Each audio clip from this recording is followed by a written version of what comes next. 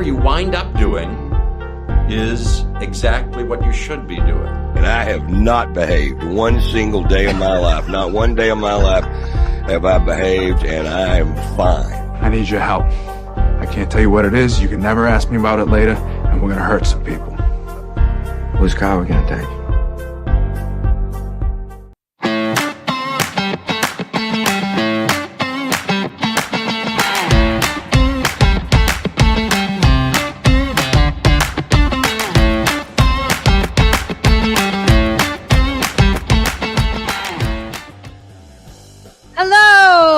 It is a Monday, and what, in a few hours, couple hours, it'll be the first day of spring. This is the Nikki Medoro Show live on YouTube, starting at noon Pacific or anytime, because that's the great thing about YouTube. Great show coming up. In the second part of the show, we'll actually be talking with a couple of chefs that are launching this new dining concept in Morgan Hill, south of San Jose. And so we'll be talking with two chefs, kind of saying how they came up with this idea, why two chefs from two totally different restaurants are actually working together to do that. So that's coming up in the second part of the show. Again, the first day is spring, but we do have another storm arriving. But some good news concerning PG&E bills. Start gathering your data, because I have mine right in front of me. How much was your freaking PG&E bill this month? Well, there is some good news, so we'll get into that. But there's bad news when it comes to the climate. A new UN report really throwing some very cold water and sobering news regarding global warming, our climate crisis, and how quickly we really need to move. So we'll get into that as well. And of course, this news comes after the Biden administration approved the Willow Project. No more oil drilling in Alaska. And it just seems we're going in the wrong direction. We'll touch on mental health. President Biden is meeting with the cast of Ted Lasso. Any Ted Lasso fans out there? I love that show. I watched the first episode of the new season yesterday, actually. And I love it. And they deal with mental health on that issue. So we'll touch on that and what California is doing here. We will also be talking about BART. Today, they're trying to change things up, make people feel safer on BART. But you tell me, what do you think is keeping people from riding BART, and what is going to get them back? Because while I think safety and cleanliness are one thing, I think they kind of need something else to encourage people to ride public transit again. It's got to be a little bit more attractive than just, working at home and all of that. And again, please click that thumbs up button before we get to all of those topics and much more. Click the thumbs up button. It's right there below your screen. The super chat is also live right now. That's how you can throw us a couple of dollars, a super chat, a super sticker, a super thanks. Patreon donations are going up, and I thank each and every one of you. It can be a small amount. It could be a large amount. Some of you, Jim, others, you've bumped up your monthly donation, and I really appreciate that, because this is the only way that we're making money really right now. So again, if you want to join our Patreon, just go to thenikkimedoroshow.com, thenikkimedoroshow.com. Our Patreon link is there, as well as links to our past shows. I've been trying to get more of our segments cut out and put up there. Last week's, we had a great conversation with Anita Chabria with the LA Times about, the Scandinavian reforms for San Quentin. Also, Steve Espanola, the ukulele player, I've got that pulled out as well. So trying to get those out because we're just a 1-2 woman team right here on the Nikki Medoro Show. And then, of course, there is merchandise. TheNikkiMedoroShop.com is where you get that. And it's another way for you all to support the show. And I just really appreciate all of you. And let me just give a quick shout out to Mike, starting us off with the super chat with a $10 donation. I really do appreciate you, Mike. And thanks for starting these things off and doing it in that way. Okay, so first day of spring today. It arrives officially at 2:24 our time.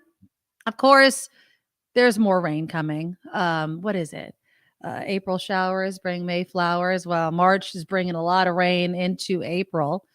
Number of holidays. Let's see. Easter this year is April 9th. Ramadan begins at sundown on March 22nd. That's this month. Passover next month, April 5th at sundown. It is April 21st, Earth Day, April 22nd. And then Cinco de Mayo is on a Friday this year. So that's always going to be a good time. And for those planning ahead, Mother's Day is May 14th, Memorial Day, May 29th. But yeah, it's going to be another stormy day. Let's see. I think the storm is going to come tonight into tomorrow. San Jose keeps being mentioned as getting a lot of high winds, which just means more power outages. They're saying everywhere from a ½ inch to 2¼ inches of rain is expected to fall during this storm. And then the Sierra is just nuts with the amount of snow that they've had up there. I mean, the ski season is going to last well through spring. Geez, at this point, I'm wondering, are we going to see some summer skiing as well? I want to welcome Kim McAllister to the show. And Kim, hi. Hi. It's the first day of spring arrives at 2:24 today. More rain though is coming. Doesn't feel like spring. It doesn't. It feels like it's winter in my house still because I'm freezing my butt off. But I was telling people before you got on the show, I just pulled, since we've moved, I had to like send all the address stuff to my kids' school and all that sort of stuff. And one of the things they wanted was our most recent PG&E bill, which is something I wish that I had not printed out. I have it right here. Electric, $132, which to me is just insane anyway. Is this like for only part of a month? No, this was the first full month that we were here. Okay. But the gas, Kim, the gas, $456.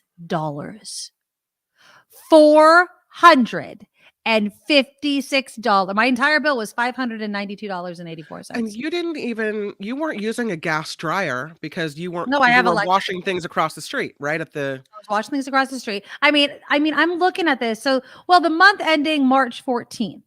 Okay, so it's not all of March.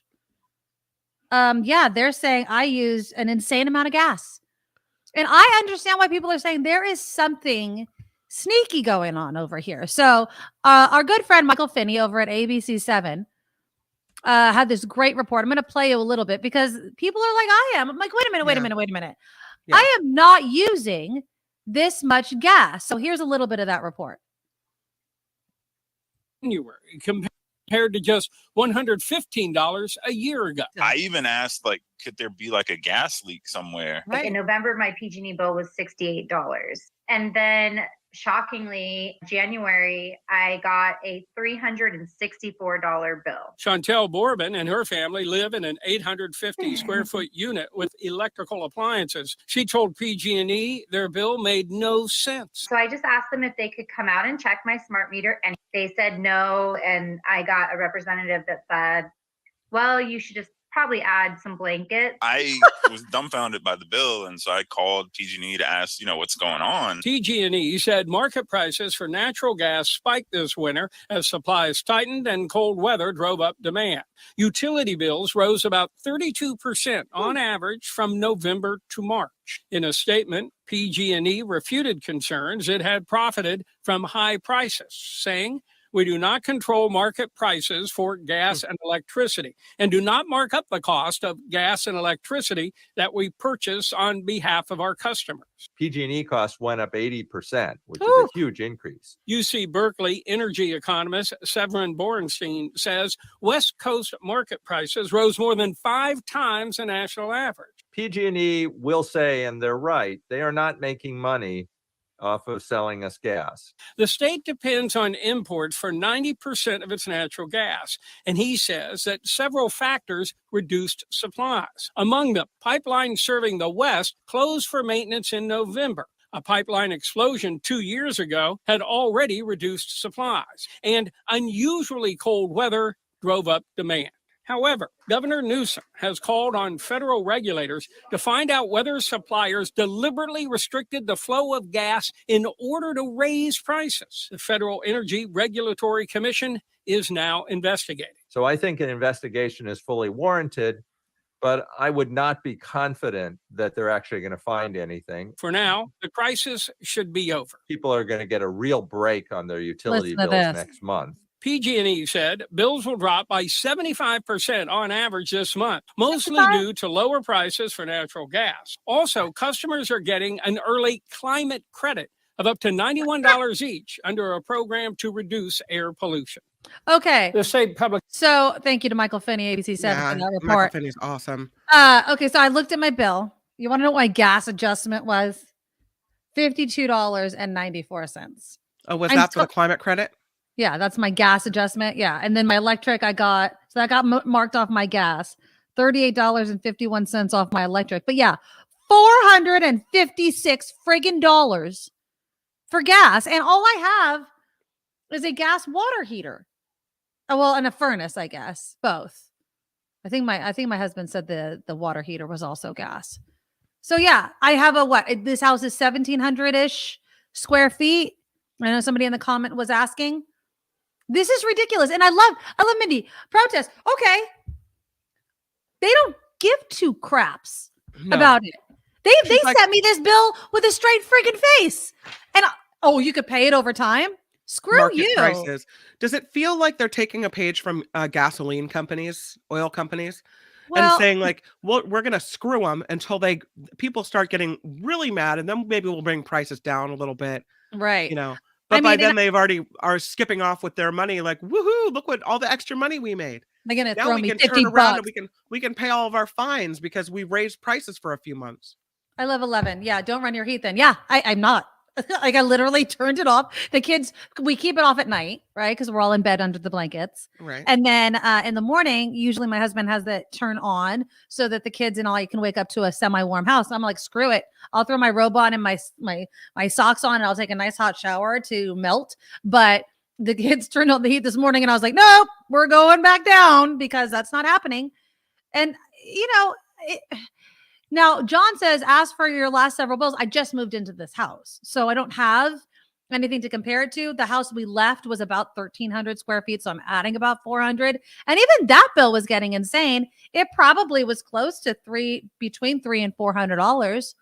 I love how in the video the woman said she called PG&E No, we're not to ask, can you come out and send someone because this has gone up a lot and I think there might be a leak. And they're like, just grab a blanket, lady. Yeah, put a blanket on you.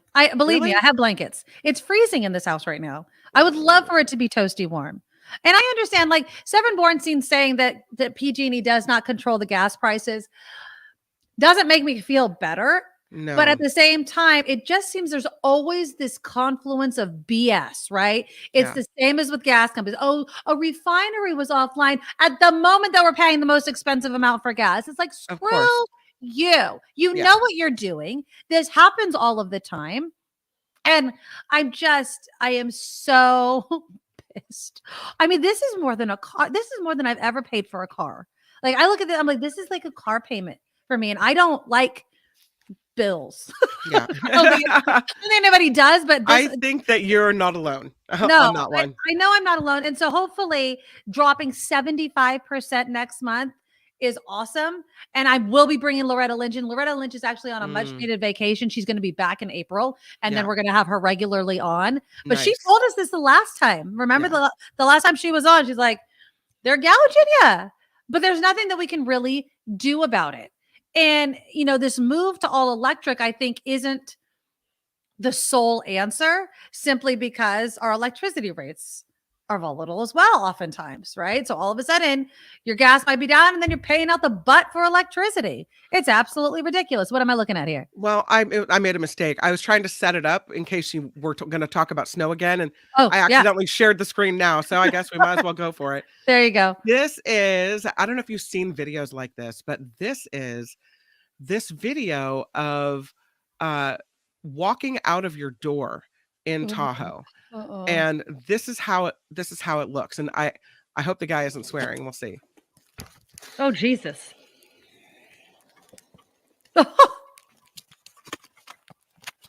See, that's what my hell looks like. Oh my God. Look, down to the driveway, from the driveway to the door. Like you can't. Yeah. No. And there's no. Is that See? wild or what? How you were just talking about snow, so I had looked at. There are other ones where it's like it's a wall of snow. It almost looks unsafe, like that Yeah. walls of snow could tumble over, avalanche you in. I don't know. Yeah, it's pretty It's well, amazing. and this is the thing that we have to keep in mind is that our weather is becoming more extreme. I mean, this is a Right. very wet year that we're having. We don't often have this. So we're like, it's like the pendulum is swinging both ways. And then, of course, there's this new UN report that's saying we have hit this critical warming threshold and we are going to hit it. And if we don't do something about it, there could be serious problems. I mean, it is frightening to think that if we don't do something within the next decade, a lot of places, including California, will not be livable. So now this report came by was by the Intergovernmental Panel on Climate Change, the IPCC. Now this is a body of experts created by the United Nations. It says the global average temperature is estimated to rise 1.5 degrees Celsius, 2.7 degrees Fahrenheit, above pre-industrial levels. And it's frightening because once we kind of tip to that point of no return, there's just going to be, I mean, if you think it's bad now, it's going to be exponentially worse. I want to play you a couple of sound bites. I pulled some sound from Antonio Gutierrez, the UN Secretary General, responding to this report. Here's a little bit of that. Dear friends, humanity is on thin ice, and that ice is melting fast. As today's report of the Intergovernmental Panel on Climate Change, IPCC, details, humans are responsible for virtually all global heating over the last 200 years. The rate of temperature rise in the last half century is the highest in 2,000 years. Concentrations of carbon dioxide are at their highest in at least 2 million years. The climate time bomb is ticking. But today's IPCC report is a how-to guide to defuse the climate time bomb. It is a survival guide for humanity. As it shows, the 1.5 degree limit is achievable, but it will take a quantum leap in climate action. It'll take so much. It's going to take so much. Because what Antonio Gutierrez, the UN Secretary General, is really saying is we have to, as a globe, as a world, do something together. And that's where the politics come in. Here's a little bit more. I mean, it was like he gave a pretty long speech. It was almost 10 minutes long. Just how we have to work together. And this is the moment for all G20 members to come together in a joint effort, pooling their resources and scientific capacities, as well as their proven and affordable technologies through the public and private sectors to make carbon neutrality a reality by 2050. Every country must be part of the solution. Demanding others move first only ensures humanity comes last. The acceleration agenda calls for a number of other actions. Specifically, no new coal and the phasing out of coal by 2030 in OECD countries and 2040 in all other countries. Ending all international public and private funding of coal. Ensuring net zero electricity generation by 2035 for all developed countries and 2040 for the rest of the world. I mean, these are dates that he's putting out there. And I don't know. I don't have a lot of optimism that we're going to be able to do it. I feel like as a species, not just as like Americans, but as a species, things need to hit the fan before we really want to move and do something about it. I mean, look, by the time things hit the fan, you're screwed. So you've got to take action now. It's hitting the fan. I mean, look at what's happening down in the Pajaro Valley. Look at these farms that are, I heard one estimate this morning. They're saying like over $1 billion in losses of food, people. Food. This is the world that we're living in. Everyone, oh, what are we leaving for our children? As people bicker about BS issues, our world is on fire or flood or ice. This is what's happening. And, I don't want to be, Debbie Downer over here, but we only have one planet. Makes you wonder why Elon Musk is so interested on leaving the damn planet, right? Because maybe he understands us as a species maybe just dooming ourselves because we're letting politics get in the way. I mean, look at the Willow Project, Kim. The Biden administration approved the Willow Project in Alaska. Now, this is an oil drilling project by ConocoPhillips. It's on Alaska's north slope. They're saying that this is just a climate bomb, what we're doing. And yet, I mean, the Interior Secretary, our first Native American Interior Secretary, was like in tears saying, yes, we had to approve it. Yeah. I mean, although she didn't sign her name to it, which is interesting. They did it without her. Her underling had to sign it. It shows she didn't want to do it. No, but she gave interviews saying that we had to do it. So she might not sign her paper, but her blood is on it. It just is. It is. I read something saying that because ConocoPhillips had these leases beforehand, right, that the Biden administration was really backed into a corner, because if they fought it, if they said no and they fought it, that ConocoPhillips would have taken them to the court, and after a gazillion dollars in court fees, likely would have won and been able to drill anyway. So that's why they took control of it, approved it, because they were able to put more restrictions in place, put more environmental systems in place if they did approve it, which they were going to lose the case anyway. That's what I read. Having said that, maybe it was worth fighting. Yeah, I mean, maybe it was worth delaying, who knows? Now, they say, this is by the Biden administration's own estimates, the Willow Project would generate enough oil to release 9.2 million metric tons of planet-warming carbon pollution every year. That's the equivalent of adding 2 million gas-powered cars to the road. Now, Willow advocates, according to CNN, vow the project will produce fossil fuel in a cleaner way, whatever the heck that means. And, a lot of people are calling out Biden, breaking the campaign promise. He vowed to end new oil and gas drilling. But like you mentioned, Kim, I mean, this was approved under the Trump administration. Likely probably would have lost the lawsuit. It's still, environmental groups are still going to try and delay it. They're going to try to take the legal means to stop it. But this is the problem. See, it's like, well, the court case, the millions of dollars, we would have lost it. Yeah, when the ground is flooding, burning ice underneath your feet, tell me how much that's going to matter. And I think that it's a valid criticism for people to, for myself, to sit in a room that is being lit and heated when I have the heater on, by these fuels and is not entirely clean, right? Because our system isn't created that way, right? Yeah. I don't have an alternative to PG&E. I don't have these things yet. And, some people are bringing up the Diablo nuclear power plant and all the criticism surrounding that. I feel like you can really go dark, and it's just, we need to have fewer of the human species on the planet, because obviously we don't know how to live on this planet in tandem without destroying everything around us. It's really sad. You look at it and think, okay, so here's Gutierrez saying, stop now. This is where the Willow Project would be. Yeah. Look at that. Put the restrictions in place now. And what are we doing? Drilling more. Yeah. And so we're encouraging more use of oil and fuel instead of switching to a different system in a different format. So basically, as he's speaking, we're doing the exact opposite. Yeah. And it's sad. And it's going to be at our own detriment. It really, really is. And it sucks and it's scary, but they have these dates, and, they always kind of leave that caveat, right? It's like, well, if we move at warp speed, that's not how government and bureaucracy works in one country, let alone the world.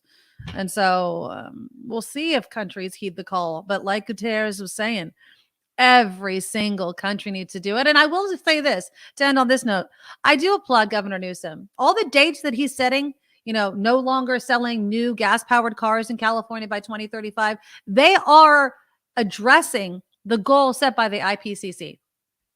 It's not as if he's making these things up. It's not as if he's trying to be controversial. He's listening to the experts, the scientific body, and saying, okay, if that's what we need to do, then California needs to lead the way. And so I applaud it. How we get there and how we get it done, I'm a little less optimistic, but we do need to do something. All right, let's switch gears just a bit and welcome someone very special to the show. And it's, of course, our founding sponsor, Steve Moskowitz. And Steve, there's doom and gloom with the climate, but there's other types of doom and gloom having to do with taxes. Tax season's coming up very quickly. I'm sure you're really busy. But never too busy for your listeners. That's and awesome. There's all kinds of gloom and doom. You look at the news and everything that's going on. But you know what?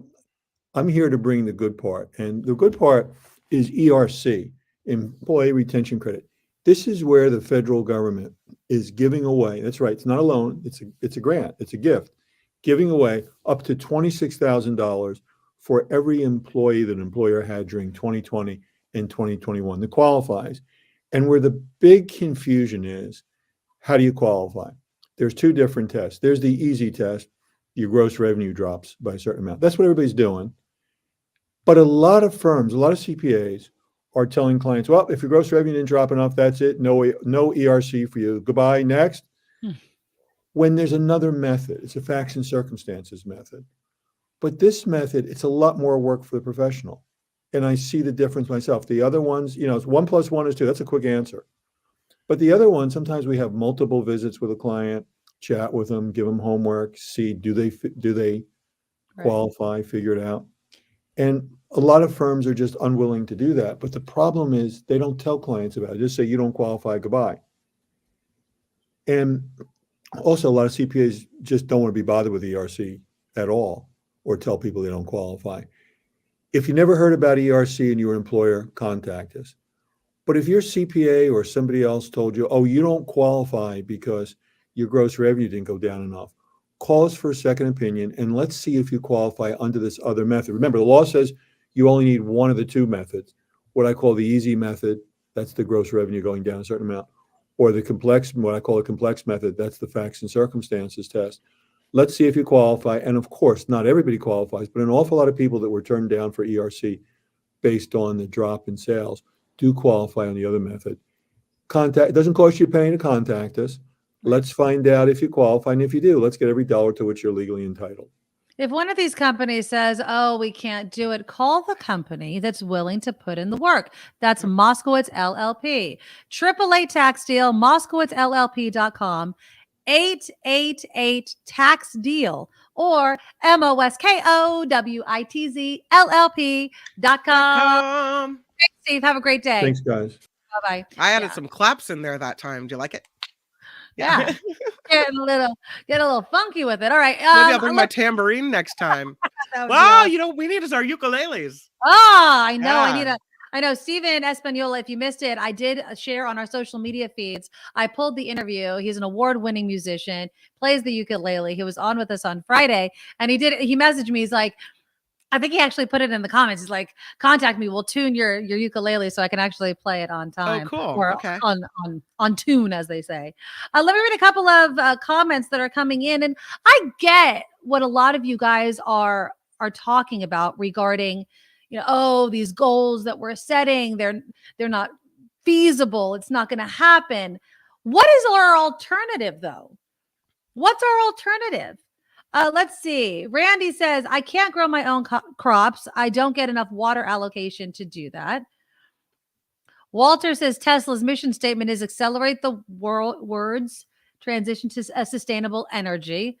I agree with moving to electricity as long as that electricity is clean and sustainable and scalable. We're a gigantic state, let alone country, let alone world. Where are we going to get all of the electricity to power everything without using fossil fuels? Let's see. John is talking about the massive Florida red tide. It's 90 miles long, 60 miles wide. Do you know what the makeup of this red tide is? Yeah, I think it's mostly seaweed and like sea vegetation. And it grows because of the warmer climates or what have you? Yeah, and it's this massive blob of it that's headed towards shore. It's going to clog up beaches, maybe vehicle traffic, boat traffic at harbors, and there are big concerns about it. And it's toxic, right? So Yeah, exactly. And I mean, what it's doing. Yeah. And John says a toxic algae red tide is already killing fish along the Gulf, causing a stench, which is disgusting. And again, and I think that Randy makes a good point. You want to end new oil and gas drilling, but you complain about high gas prices for home heating. What exactly do you want? You can't have both. I think we can heat our homes or make our homes habitable, right? Comfortable, and reduce how much that has to come from fossil fuel and oil drilling. I think that we can do it. We have to put the brilliant minds together to be able to do it. Let's see. Calvin writes in, we know the oil industry in the United States does not pay 20% in federal taxes. Start auditing these tax cheaters immediately. Yeah, it's so difficult when we see the world just burning, right? And there's ways that we can hold some of these industries accountable, and we just don't because of lobbying, politics, and of course, money. Let's do Kim's news. When we come back, President Biden meeting with some celebrities today to not talk about Hollywood, but to talk about mental health. Governor Newsom continuing kind of a different type of state of the state. He's been touring around, talking about all sorts of issues, rehabilitating San Quentin, which we talked about on Friday, now about mental health treatment and increasing the number of beds available for people to deal with mental health. At the same time, of course, kids are going through mental health crisis. There was another story in Sonoma where a middle school student was threatening to shoot classmates over the weekend. And it's just, what the hell is going on?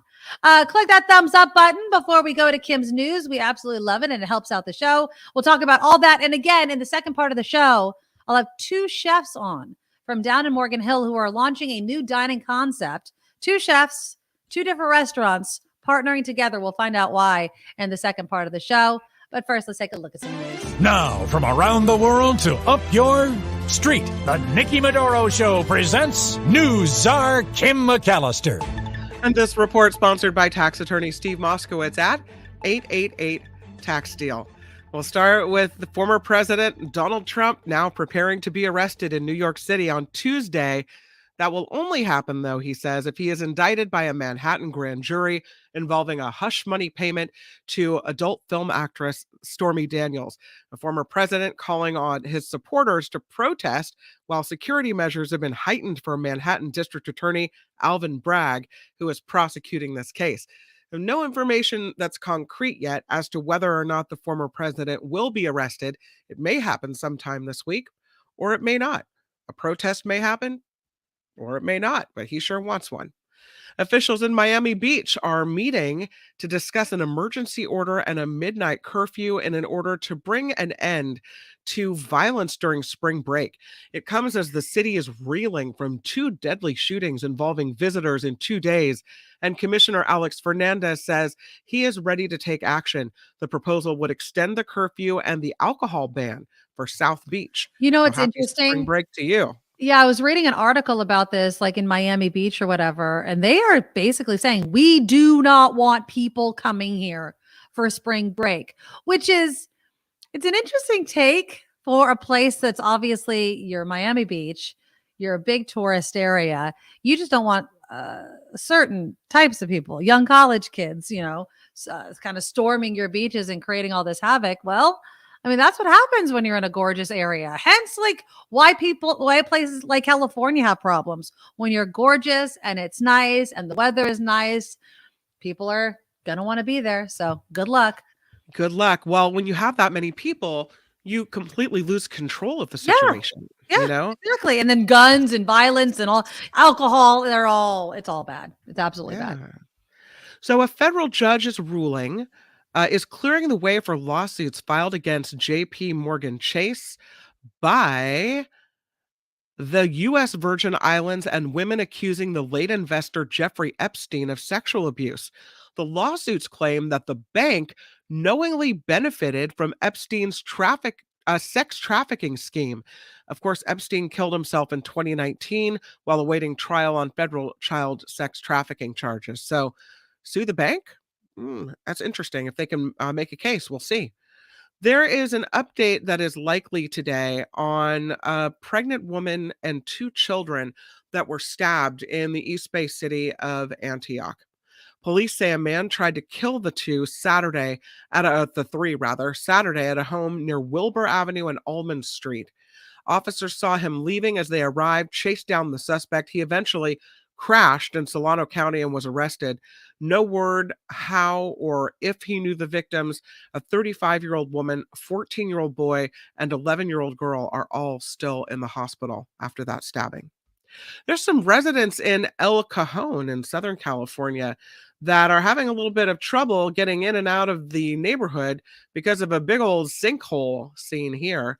This is going on in El Cajon, that a sinkhole opened up over the weekend on a surface street. Police closed part of Mundy Lane Saturday night. The public works crews out trying to fix it, looking at the damage. They hope to have that street reopened sometime today. But we have seen it with these storms, sinkholes opening up all over the place. We had a problem on Highway 92.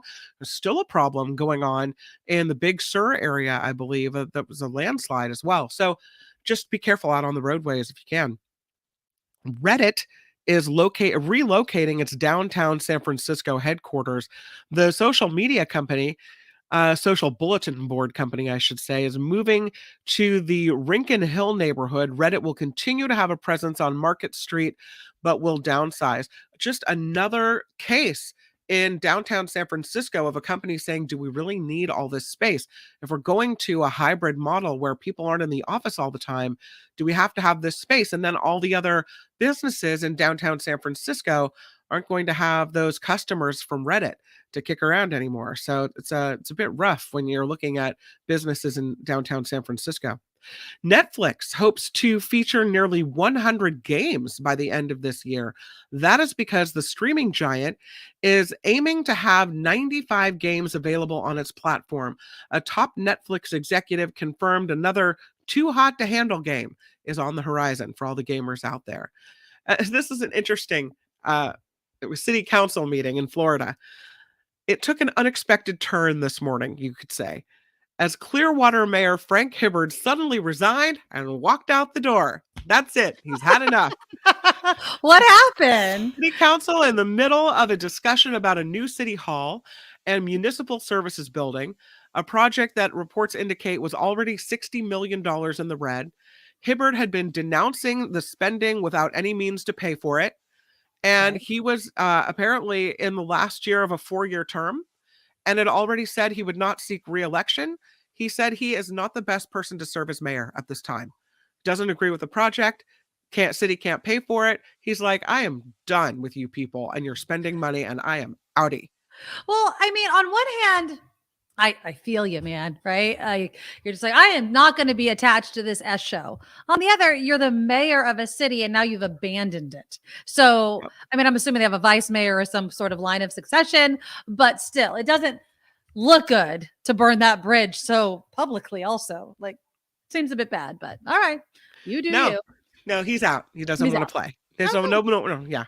This report sponsored by tax attorney Steve Moskowitz. For more than 30 years, Steve has put his tax knowledge to work for individuals and businesses.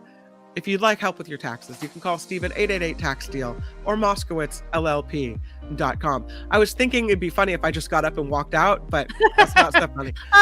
Don't leave me. No, I would never. I agree with everything you're doing. I'm Kim McAllister on the Nikki Medoro Show. There you go. All right. So let's talk a little bit about mental health. Okay. And I will say this. Let me lower this a little bit. It's so loud. Do you watch Ted Lasso? Kim McAllister? No.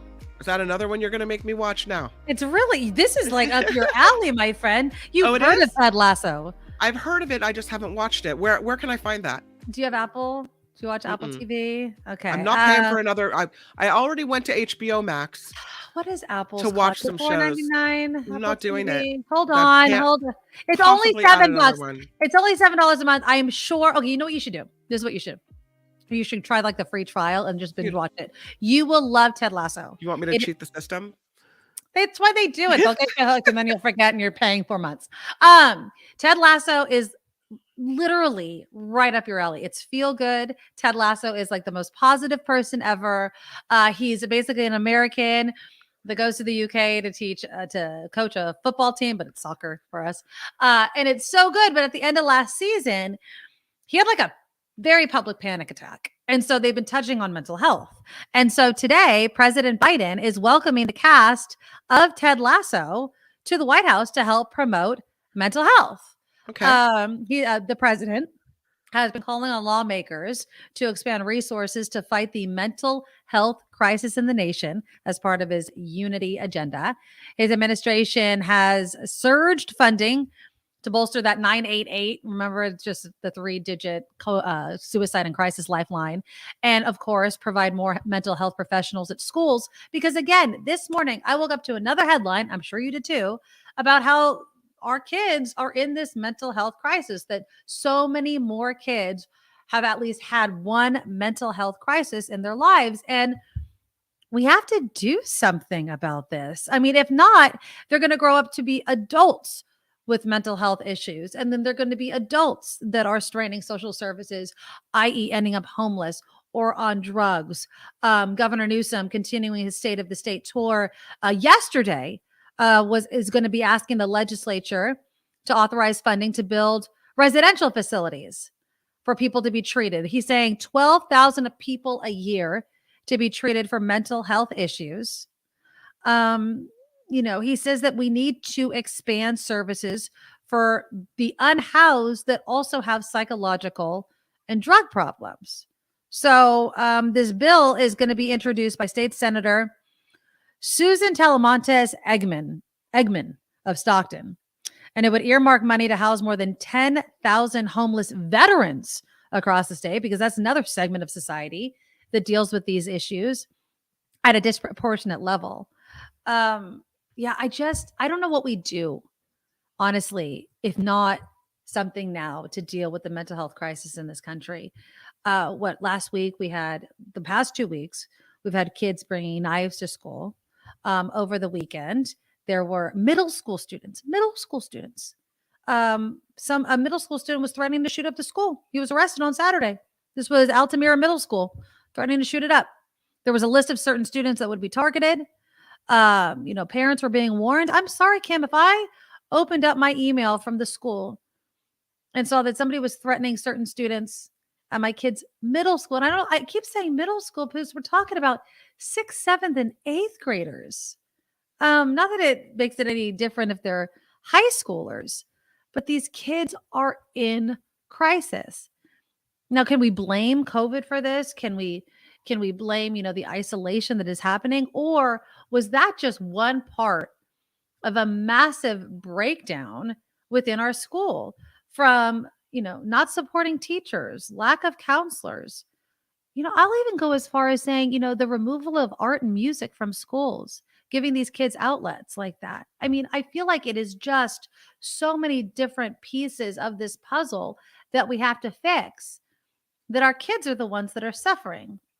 And it's extremely sad. So while I applaud the Biden administration from trying to promote mental health, while I applaud Governor Newsom from calling on the legislature to fund, more beds for those going through mental health and drug issues, it doesn't ignore the fact that we have kids that don't fall into those categories, right? That are going through mental health issues. And how do we help them?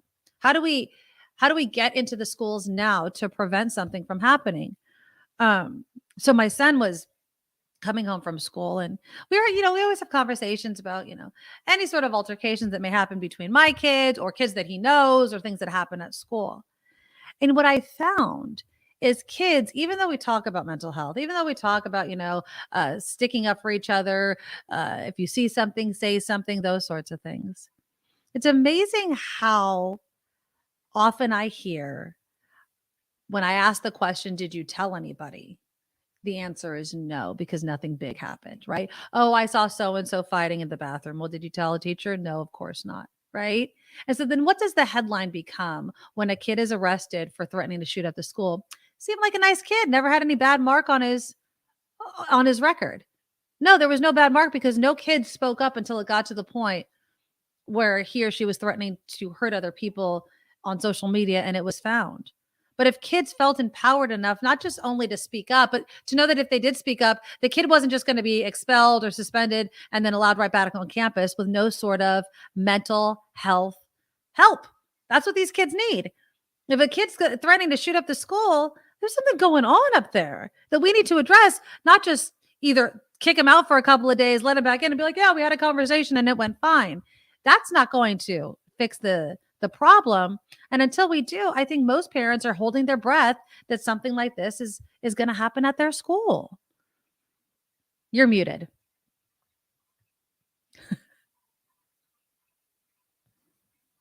I don't know what. There you are. Okay, go ahead. That I want to read this to you because it was really affected me deeply. Okay. Recently at Petaluma High School, there are a bunch of freshmen in Spanish 1. Okay.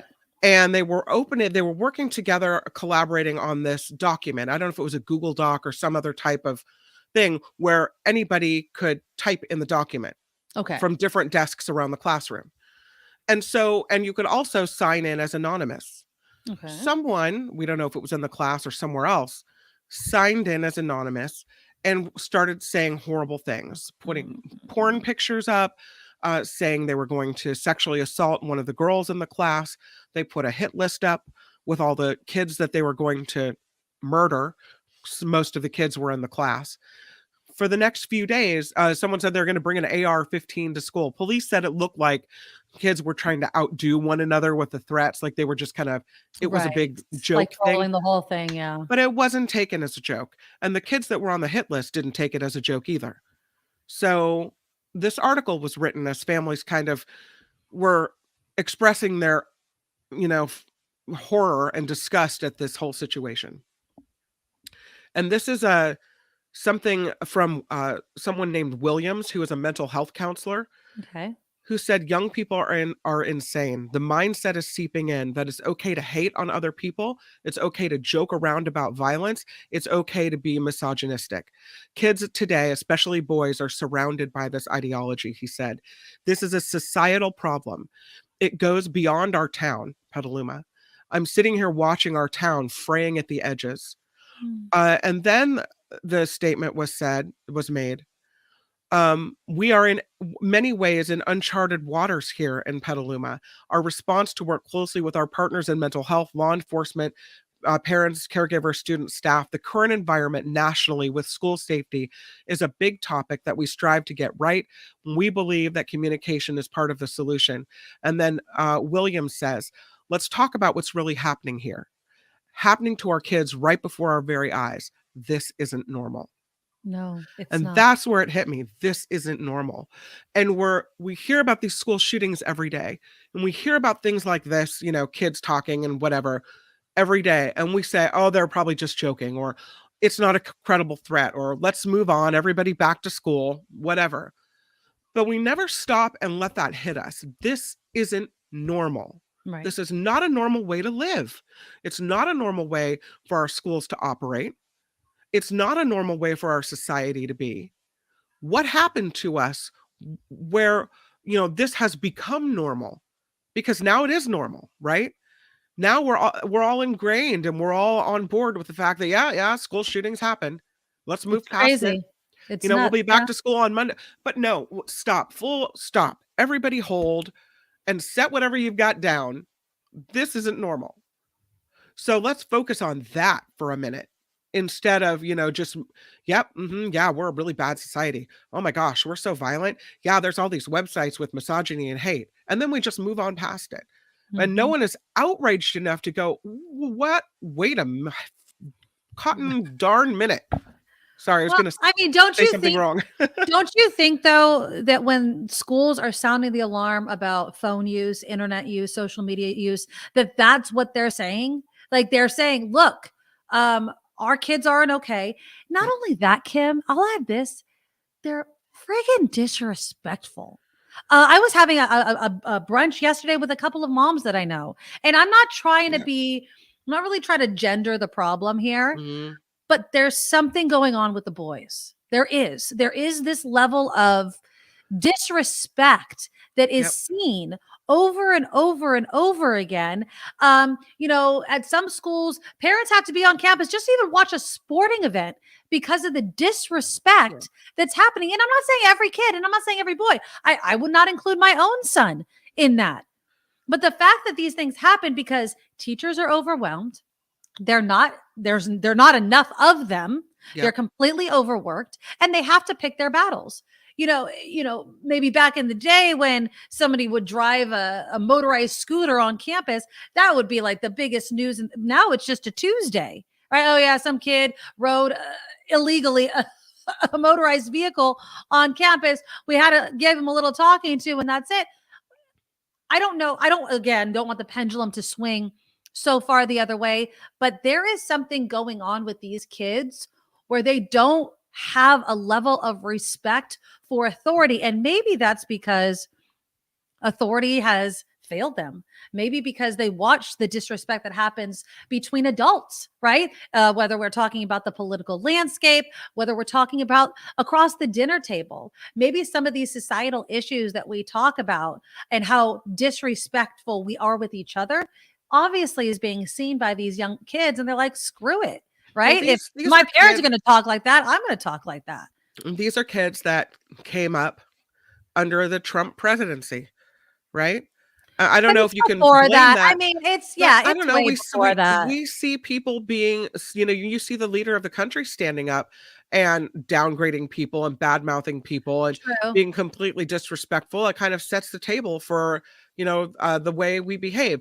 Now he's gone and Biden's in office and we're still seeing fallout. And I don't know if you can blame it all on Trump, but I know you can't, but I think it does really say something about the appetite and what people will tolerate when it comes to being disrespectful and having a complete and total lack of manners. Yeah, I feel like and I agree with you on one hand. The former president, the way he spoke, what he tweeted, the things he said publicly in front of microphones, right? It was highly offensive, and it wasn't. And I think that was one of the things that many of us who were not supporters of him were just offended by, is that it was allowed to be okay. But I will say this: the number of people in day-to-day life that adopted that way of speaking, that was them already. Right. You had to already be a bit like that to start vocalizing and imitating the way that the former president spoke. And that's what I mean. I mean, these people were already there. They just were like, oh, you can't say that. But we've experienced this before. I mean, the whole anti-PC culture is nothing new. I mean, but it's, what are we emulating? How are our children watching us, and what are we modeling for them? Right. And we get caught up in it, Kim. I'm guilty of getting caught up and getting angry at politicians and bad mouthing people I don't even know just because they happen to be in power. But at the same time, are you having the conversations with the young kids of the interactions they're having at school and with families and with other adults, and being like, this is okay, this is not okay. We don't speak to people even if we disagree with them, because I don't think those conversations are happening enough. And I think half the people don't know what their kids are watching on the internet. There were, case in point, in my daughter's 8th grade class, a bunch of boys being really rude to girls. Horrible, as a matter of fact, saying the most awful things to people. And it turns out all the girls know they were watching that Andrew Tate guy on the internet. The guy who was arrested with the pizza box, who was, anyway, just like massive misogyny. Yeah. And so I feel like, the parents don't even know their kids are watching this stuff or going down this rabbit hole. And these are really, formative years when you're in your teens, preteens, and now you have people that are, getting those messages. And I feel like we're not paying close enough attention to that. Right. So. And I think we're also not paying close attention to what we're saying out loud to each other in our local community. Some people are saying, the Trump presidency has nothing to do with kids and teenagers acting out at all. I mean, John, I'm not saying this kid is acting out because of former President Donald Trump. I am not making that happen. But what I am saying is that when you have people in power, whether it's former presidents, whether it's CEOs, whether it's parents, right, as a position of power in children's lives, and they use these words and they speak badly about people, and it contradicts. This is another thing, and it contradicts the moral and ethical code that parents think they're instilling in their kids and yet don't model themselves, kids are like, I'll figure it out myself. Yeah. Right. If my parent preaches one thing in church and does a completely different thing outside of church, what do you think the kid's going to do? So I think it's on all of us to be better, right? It's on all of us to be better. I don't think you can say it's Trump's fault, but I don't think he helped any. And I think he made bad manners be in vogue, and be normalized. And so it's just another piece of the pie. Yeah. And, I mean, these things, I want to say this too. We really do need to empower our kids to not only be better, talk better, and not try to act like, and talk bad like Andrew Tate's of the world or what have you, but also feel emboldened to, I don't want to say tattle, but we need to start giving kids power to use their own voice to be like, look, this is your school. If you're seeing so-and-so acting up constantly, making threats under his or her voice, doing this, that, and the other, you are the first line of defense. Because by the time it reaches an adult, by the time a police officer is notified, it might be too late. And so that's what I was trying to instill in my son when we were having that conversation is like, look, I'm done with nobody saw this coming. And then you scratch just a little bit underneath the surface and you're like, wait a minute, the kid had been getting in fights left and right, threatening this person, copying this person they see online all the time. Why did teachers not know? Why wasn't this in the record? Because nobody feels the power to speak up. And it's sad. And we need to change that as well. But that's going to require school funding, more teachers, more mental health counselors, which goes back to what we were talking about. And I really do hope that it can happen. Okay. We're going to lighten things up in the second part of the show. There is a new dining concept coming to Morgan Hill. Now, I'm a little partial to Morgan Hill since it's very close to my hometown of San Jose. I have a lot of friends that live in Morgan Hill. I've been trying to get out to one of these restaurants, Cochi's Kitchen, to try their chicken sandwich that's only available a couple times a month or something. But there's a new dining concept where two different restaurants, two different chefs are partnering together to open up something completely different. And so I will have both of the chefs. They're by the name of Emanuel Vasquez, who's the chef of Cochi's Kitchen, and Tommy Palmer with Palmerinos. And they're partnering together on something called Local on Main. And I'm really excited because both of them are going to join the Nikki Medoro Show in just a minute after Kim's news. And we'll talk about their story, talk about this collaboration, why it's needed, and what kind of difficulty could there be in convincing fans of two separate restaurants that they're going to want to come together in this collaboration. Because we do the Friday foods, and we've talked to restaurateurs. We talked to Sam just the other day. Starting a restaurant is very difficult. Starting a restaurant in certain locations can be very difficult. So I want to hear from them about this story and how they chose the location and what that means for everybody. And of course, we'll want to check it out when it opens. So that's coming up. Also in the next hour, if we have time, I want to talk about public transportation. BART is trying to make the train safer. Is safety, or the lack of it, what's keeping people from BART? Or does it need, I don't know, a different public transit concept, similar to the restaurant concept, to entice people to hop back on BART? And what kind of calculation do you do with your commute? Because there are some super commuters that aren't just driving long distances for a long amount of time. They're flying. Do I have any flying commuters watching the show right now? You guys tell me. There are people that do it. I know. Anybody in the comments do it? Let me know, what kind of calculation do you use to make that leap? Like, you know what? I could fly there for cheaper than it would cost me to buy a house or drive in, the amount of time that I would save. I mean, that's a bit of a calculation and it is a bit insane, but let me know in the comments if you do that. Also, please click the thumbs up button for the show. It's right below the screen right there, and YouTube absolutely loves it. All right, we are going to be talking with the chefs of Cochi's Kitchen and Palmerinos coming up. But first, Kim's news. Now, from around the world to up your street, the Nikki Medoro Show presents News Czar Kim McAllister.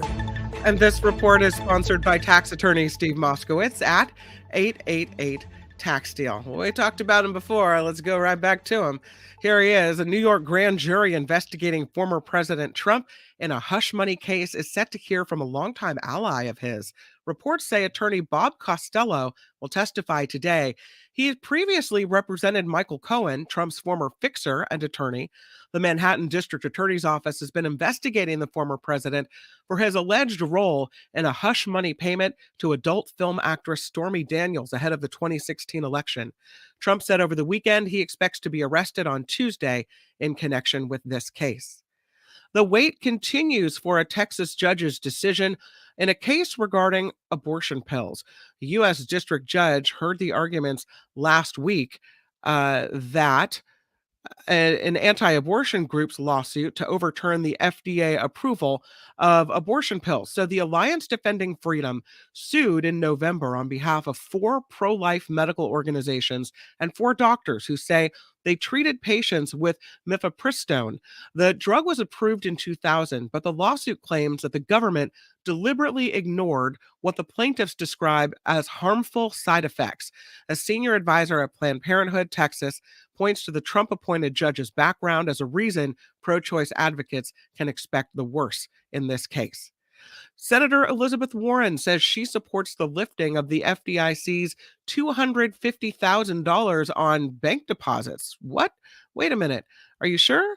Yeah, that's what she's saying. The Massachusetts Democrat says the hard decision will be what the number should actually be, if not $250,000, indicating that well over $1 million is possible. Warren told CBS's Face the Nation the issue of raising the cap has to be part of the discussion following the collapse of Silicon Valley Bank. Warren also continues to blame the Federal Reserve Chair Jerome Powell, saying his financial deregulation agenda is partly responsible for this banking situation that we are in. California teaming up with a generic drug maker to make more affordable insulin. It'll cost $30 for everyone, regardless of any type of healthcare insurance. And so lowering the price by about 90%. Governor Gavin Newsom revealed his plan Saturday during a stop in the Los Angeles County city of Downey. He says people should not be forced to go into debt to get life-saving prescriptions. And manufacturing on the California insulin is expected to start later this year. This report sponsored by tax attorney Steve Moskowitz. For more than 30 years, Steve has put his tax knowledge to work for individuals and businesses. So if you need help with your taxes, you know who to call. It's Steve Moskowitz at 888 Tax Deal and MoskowitzLLP.com. I'm Kim McAllister on The Nikki Medoro Show.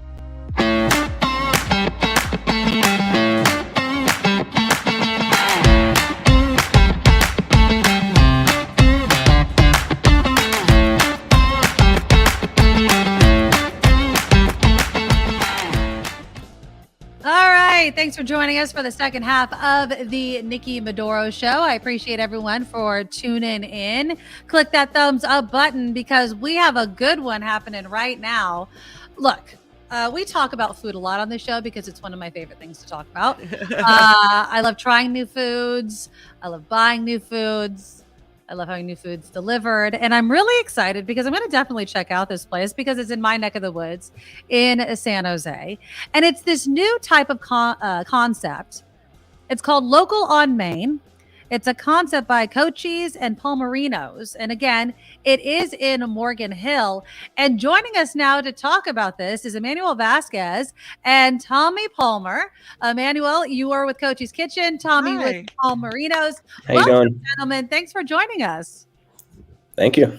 All right. So now when I saw this I follow Cochi's Kitchen. I now follow Palmerinos. And I saw Local on Main.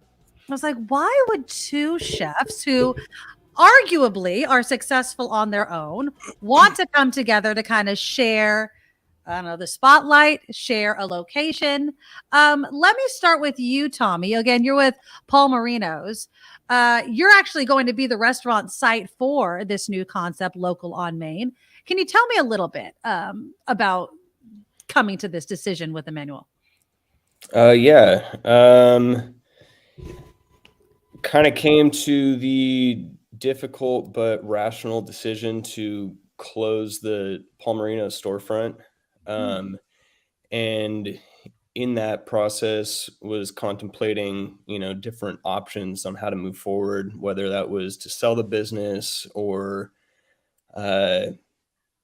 share it with another space. Let me stop you right there. Palmerinos is describe the restaurant to us and kind of explain first off why you were trying to figure out what to do next. What was happening at your restaurant?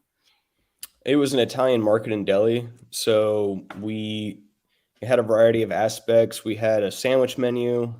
We had over 400 items that I would import from Italy.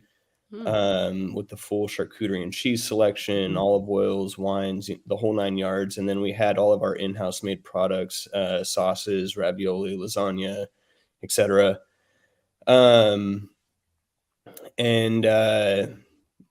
So it just wasn't working at that location. Was there just not enough foot traffic? Like what was happening there or is it just kind of, this is the restaurant business?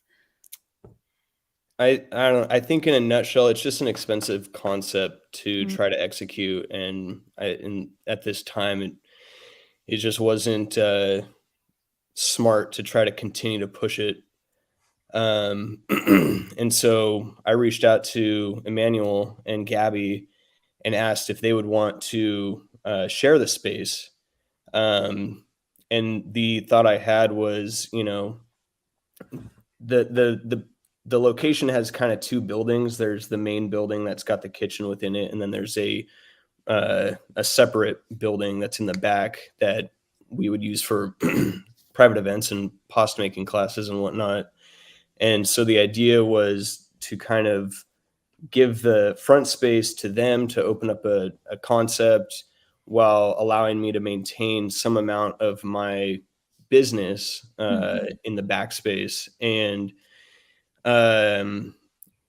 my business prior to the brick and mortar was actually started in 2019 when I came back from culinary school, and I started by just making those products and then delivering them around town.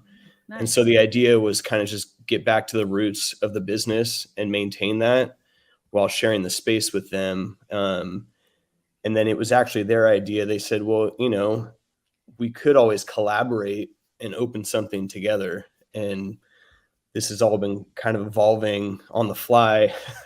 Yeah. I just love that. We all kind of acknowledge that it's not a very common thing to do. Right. And that's why I wanted to talk to you guys, because I can't imagine that it's, well, I guess maybe it is. I guess I'll ask you. Let me turn to you, Emanuel. So you have someone that owns a restaurant and obviously a deli as well, come to you and tell me, where is Cochi's at financially?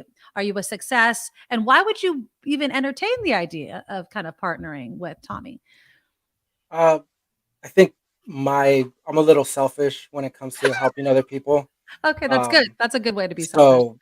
So it's more of like small business, helping small business. When Tommy approached us with this, he was, he has a lot of passion and would hate for somebody to just kind of not be doing what they give up. Yeah. So it's kind of like, I have it's all like a helping hand, but at the same time, let's work on this together. Let's move forward. Let's see what we can do, and then let's figure out a concept and do something different. I have a deli right now, and I do a lot of catering, but I don't have a full kitchen. It's still a bakery. Oh, okay. So this would give the opportunity to be able to have a menu that we can cook on site, because there is a full kitchen over at Palmerinos. We're just gonna try to have fun with it, and it's not about this for me. It's not a spotlight. It's more of it's a sunshine, and there's enough sun for everybody. I love that. I mean, I love the fact that you guys both needed something. Like you needed the full kitchen, Tommy. You needed to kind of boost up the business in a different way, and now you guys are coming together. So, what is local on Main for people that are watching? when it's finally launched, I mean, do we even know? Like, I walked through the front door. I'm assuming you were saying, Tommy, that Cochi's is going to be in the front and then maybe something in the back. What, as a customer, am I going to experience at Local on Main? I mean, I think our goal is to get back to what food should be.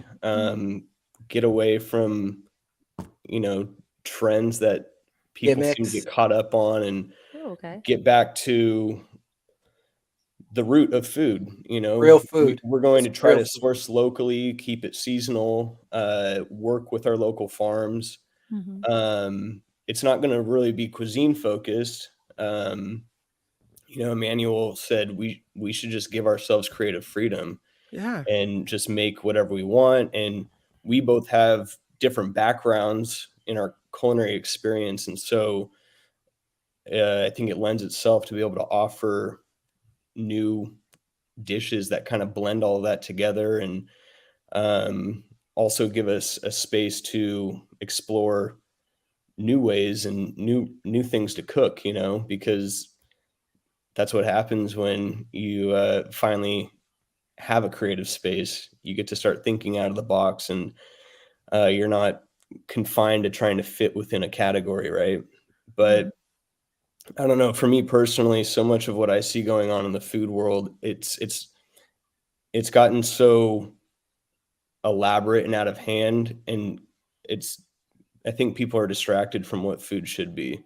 They spend too much time focusing on what it looks like, how they can brag about it to other people, when really food's meant to nourish you. It's an experience just simply to eat it, right?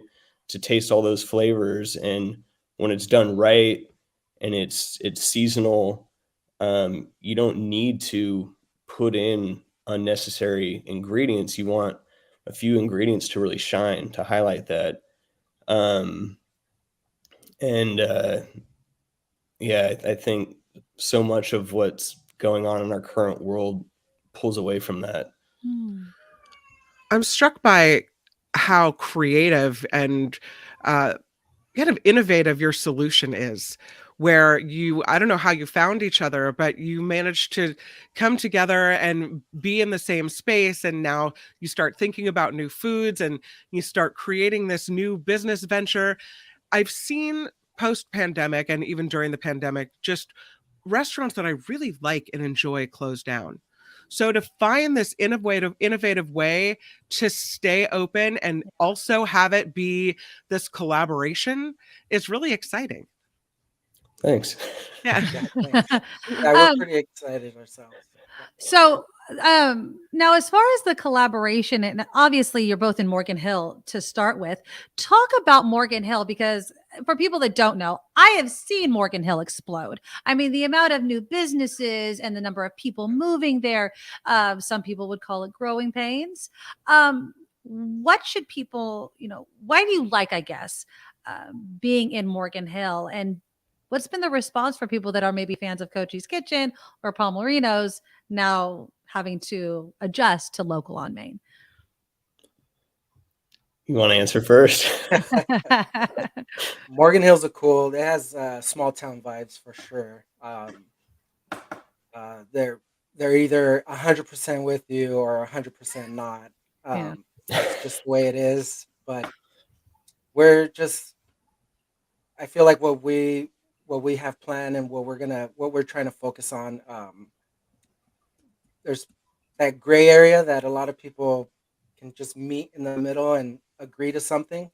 I think we can pull something like that together and create something different than what's going on here. And it doesn't really change. It doesn't really evolve, and we're trying to make that happen. Tommy? Morgan Hill is kind of a funny place to have a business in, from what I've learned. Kind of what Emanuel was hinting at. I know the response from Palmerinos supporters, obviously they were sad to hear that the deli was going to be closing, but it was an overwhelming understanding. It's the best thing I could be doing for my family right now. And everybody said, we completely understand. We're just happy that you're not leaving the food world. Like Right. this is a cool kind of solution to try to move forward, right? And Are the menus going to be the same? I mean, for both of you, are there going to be familiar items for both of your sides, I guess? Not on my end. No, Not on my end. nothing that we So currently everything's make. different. Yeah, Okay. nothing that Completely we, because we would do sandwiches, and this is going to be a restaurant. Hmm. So the sandwiches won't be on the menu. And Cochi's Kitchen's going to be different too, Emanuel? Cochi's Kitchen is going to stay the same, where it's Okay. at. Breakfast, deli, cafe. Local on Main we're going to focus on something different. Just small bites, nothing too crazy. You're not going to get a cheeseburger stuffed with the chile relleno and with mac and cheese on top of it, like wrapped in bacon and deep fried, and it's not what we're gonna do. Something like 10 feet tall. You can't even smash Yeah, it. exactly. Yeah, I hear you. I love that both of you have kind of been bringing up this whole going back to the basics type of thing. And I was mentioning when I first brought you guys on that I love food. I love trying new food. Do you think that this is the social media kind of response to food? It's like, does it picture well? Those sorts of extremes. And do you find that there's kind of a hunger for going back to basics? I hope so. I think there's a lot of terminology and whatnot that exists in the food world. Like people classify themselves as foodies, and who knows what that means, because some people define it as keeping up with the trends, right, and keeping up with the hottest establishment and whatnot. And I think that lends itself to kind of this expectation that you always need to be impressed, and you always need to be thinking of the next, latest and greatest impressive thing. Whereas other foodies might say, no, we appreciate the ingredients and where they come from. And it's very convoluted, right? Yeah. But I think for people to understand what we're trying to do, it would lend itself more to the latter, right? And when we say getting back to the basics, it's what you might find more in the old worlds.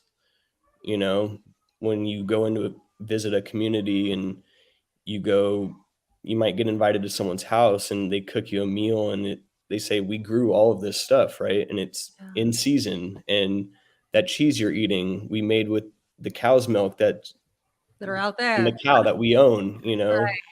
Getting back to that aspect of it, making things from scratch as opposed to just pulling a bunch of prepackaged stuff and throwing them together, or a bunch of frozen items and doctoring it up to kind of deceive the local community. We want to give them real food. Yeah. What about the locations? I know it's going to be a Palmerinos restaurant site. How important is the location to success, especially in a place like Morgan Hill? A lot of new businesses, and is a small town feel, but trying to get the right foot traffic and things like that. Because I've read some of the social media posts. Certain locations just don't work. Everything that goes there doesn't seem to work. Was that a concern when you guys were deciding to do local on Main? No, I don't think about that kind of stuff. There's a lot of people here, and they say, for 35 years, I've never seen that place do really well. It's not 35 years ago. It's now. There's a lot building around there. I know a lot of people that live in the area. They will walk half a mile to go to downtown. Oh yeah. So I'm not really worried about that. I think we're gonna shoot more to try to make this into a destination where people can come with their families, eat something good, drink something delicious, and just hang out. Good environment, good vibes. Destination. I like it.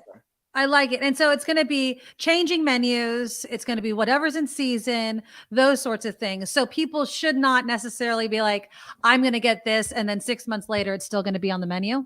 Is that kind of the way to think about it? Yeah. Yeah. So when does it launch? When can people visit Local on Main? I know there's still a lot of things in the air. When is Palmerinos already shut down? Is it already closed? Yeah. Yesterday was our last day. Okay. That has to be tough, right? Yeah. I mean, but I think because I firmly believe I'm doing it for the right reasons, you kind of just come to terms with it. So what's the timeline for you guys? What should people put on their calendars of when they can try out your new concept? April 29th, we're going to be a stop for the wine stroll in Morgan Hill. Okay. Nice. Lion Ranch will be pouring out of there. Going to try to get something dialed in by then, and then hopefully we have something to offer. But I think it's about a month and a half from now, a month and 10 days. Yeah, we'll have something. It's exciting. It's not going to be fully launched, but we're going to start off slow and then just keep ramping up. Well, you guys keep in touch with me. I want to come out there. I often do the wine walk in Morgan Hill, so I'll definitely have to stroll on by your places. And I'd love to come out there and eventually get that chicken sandwich that Cochi's makes and see whatever the concept turns into. I wish you guys the best of luck. Yeah. The door is always open. When you guys have something, we'd love to do food segments. Maybe I can come out there and record one with you guys because I like to help small businesses, and that's exactly what you guys are. And awesome. I wish you guys the best of luck. Thank you very much. And again, of course. And so it's Local on Main. There it is. Look for it online. It's a concept by Cochi's and Palmerinos. Tommy, Emanuel, I appreciate it. And we'll have you on again real soon. Thank you both. Thank you. Bye-bye. Bye. Thank you. Take care. Yeah. So, I mean, it has to be scary to start a new concept. But Kim, is it a bit of a stretch to kind of think that's kind of what we do here on YouTube, right? I mean, you have to just leave what's not working, obviously, and try something new. Right. And I love the fact that they're combining two things that people really still want. I mean, It's deli, so creative. local ingredients, those sorts of things. So No, I saw so many restaurants close. And so if they had after COVID. Yeah, because the pandemic was hard on restaurants. They had to close. They couldn't function. And these, people put their heart and their tears and their sweat and their lives into these places, and you want them to be successful. So the fact that they were able to, okay, how can I make this work? What do I need to do to, and how can I make it exciting and fun at the same time? Awesome. Go get it. Absolutely. Yeah. And so, when they open, I'll definitely go out there. I'll take some video. I'll take some pictures. Maybe I'll be able to meet both of them face to face and try the food because it's not far from me. Morgan Hill's a hop, skip, and a jump. So absolutely, we'll definitely be trying that out. I do have a couple of other food stories. I saw this in fool.com. And I know that your husband cooks a lot. He's like the chef of your family. But when you guys go out to eat, I bought him pans for his birthday. Oh, well, that's not what kind of pans? We're switching over all of our cookware to USA pans. Like made in America pans, you mean? Well, no, the brand is USA. And so he's a bread baker. So he found these pans that have this silicone coating instead of Teflon bake pans and everything else. Yeah. So as a pan dies, I'll go and get we had a pizza pan that died. So I got him a new pizza What does pan. a death of a pan look like? Is it just corroded and it's gross? It's gross. You're like, I'm not scrubbing that thing anymore. No, it's out. Party over. It's gone. Well, when you guys go out to eat, are you guys kid meal people? Do you guys buy the kid meals and do all that kind of stuff? Used to, but now my kids, my youngest is 9. He eats the grown-up size now. Yeah. So we don't even ask for the kid. We only say, if you want the kid menu to color on, that's fine. But we know you're ordering off the grown-up menu. Yeah. I mean, there's only a couple of restaurants. There's this restaurant around the corner from our house. They make these mini corn dogs that my daughter, for some reason, just craves. And it's on the thing. It's on the kids menu. And my son always wants breakfast. So he's always getting the kids pancakes and things like that. But fool.com crunched the numbers and stop buying the kids meal. It makes more sense to buy the adult meal and just split it. Oh, so okay. Let's see. This was one of the maths one of the calculations they did. You can get a kid's meal for $6.99 at this restaurant, $6.99. Okay. It includes an entree, soft drink, or juice or chocolate milk. But because, and that's where they get you with these kids' meals. It's like, oh, it might be cheaper to go this way, but your kid's going to get a free ice cream, or your kid's going to get X, Y, and Z, right? That you actually really want. So if you could put those aside, she said, instead of getting 2 kids' grilled cheeses with chocolate milks for $6.99, I asked my daughters to split an adult grilled cheese for $8.99. They got the same amount of food.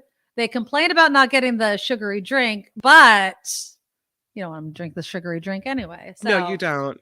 I mean, my if kids, they I'm trying to get them off the kids' meals. They all want their own thing, though. You know, they all want their own plate. They don't want to share. I don't mind sharing. I think that's awesome.